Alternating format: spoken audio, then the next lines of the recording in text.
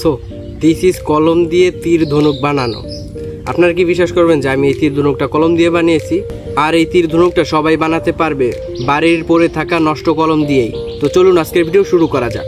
তো এটা বানানোর জন্য আমাদের সর্বপ্রথম যে জিনিসটা প্রয়োজন হবে সেটা হচ্ছে দুইটা কলম। কলমের ভিতরে সীসাগুলি মূলত আমাদের এই তীর ধনুক বানানোর ক্ষেত্রে প্রয়োজন হবে।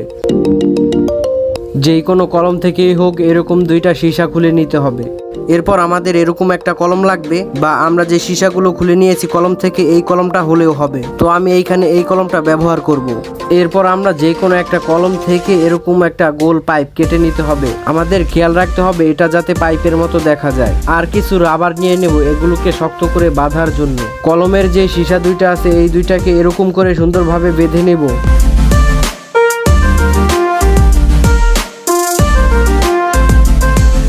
সো এইখানে দেখেন খুব সুন্দরভাবে আমি এই দুইটা সীসা বেঁধে নিয়েছি। এরপর আমাদের যে কলমটা আছে ওই কলমটার সাথে সীসা দুইটাকে এরকম করে বেঁধে নেব।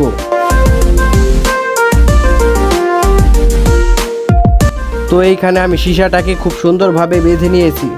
এরপর কলম দিয়ে বানানো ছোট পাইপের টুকরাটা সীসার উপরে সুন্দরভাবে বেঁধে নেব। আর এই সবগুলো বাঁধার সময় খেয়াল রাখতে হবে কোনো দিকে বাঁকা হয়ে যাতে না থাকে এবং বানগুলো শক্ত হয়।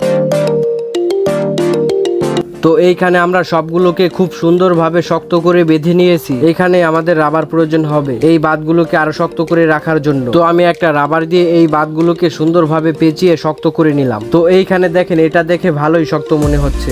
তো এরপর আমাদের দুইটা রাবার প্রয়োজন হবে। একটা রাবারের ভিতরে আরেকটা রাবার দিয়ে এইভাবে একটু টান দিলেই দুইটা রাবার একত্র হয়ে যাবে।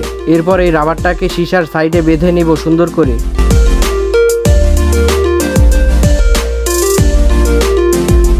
তো এরপর আমি এই দুইটা রাবার যখনই বাঁধতে যাই তখনই দেখি রাবারটা একটু ছোট হয়ে গেছে। তো একই প্রসেসে আমি এটার সাথে আরেকটা রাবার অ্যাড করে নিলাম। এরপর সাবধানের সাথে আরেকটা রাবার এই পাশে সীসার সাথে সুন্দরভাবে বেঁধে নিলাম। আর আমাদের বানগুলো দেওয়ার সময় খেয়াল রাখতে হবে যাতে এই বানগুলো খুব শক্তভাবে হয়।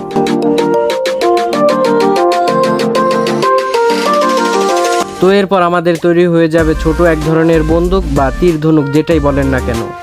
তো এরপর আমাদের এরকম আরও একটা কলম নিয়ে নিতে হবে এবং এটার ভিতর থেকে সীসাটা বের করে নিতে হবে।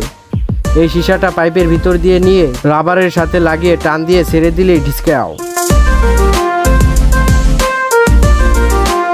তো আমাদের এই তীর ধনুকটার ফুল লুকস এরকম দেখা যাচ্ছে। তো এবার টেস্ট করে দেখি এটা কতটা কাজের। প্রথমে টেস্ট করেছি একটা পাতার উপরে, প্রথমবার সাইড দিয়ে স্লিপ করে চলে যায়। এরপর যখন আবার দ্বিতীয়বার মারি তখন এই পাতাটা ছিদ্র করে দেয়।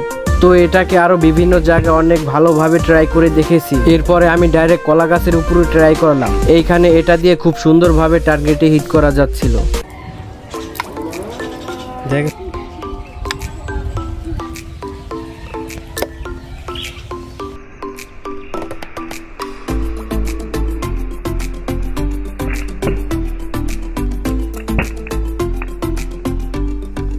সো এই ভিডিওতে যদি 100 লাইক হয় তাহলে এর পরের বার এরকম একটা তীর ধনুক বানাবো যেটাতে ট্রিগার থাকবে, এরকম বাজানো থাকবে।